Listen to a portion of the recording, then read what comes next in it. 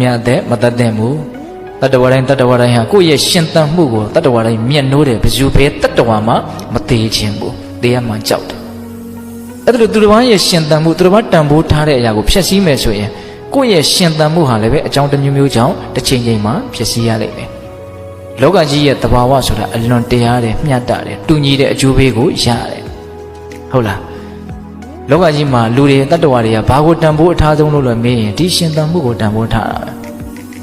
အဲ့ဒီတန်ဖိုးအထားဆုံးဆိုတဲ့ရှင်သန်မှုကိုဖျက်ဆီးတယ်ဆိုရင်ဒါအလွန်ဆိုးဝါးတဲ့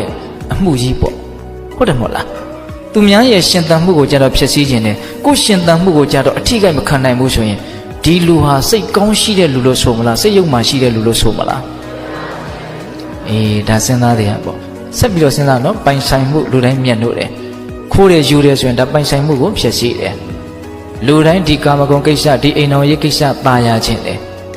စဉ်းစားကြည့်ပါပိဿတို့ဉာဏ်ရှိတယ်ဒါကြောင့်မလုတ်တဲ့မလုတ်ထိုက်တဲ့အလုပ်ကိုမလုတ်မိအောင်ကြိုးစားဖို့ကပို့ပြီးတော့အရေးကြီးတယ်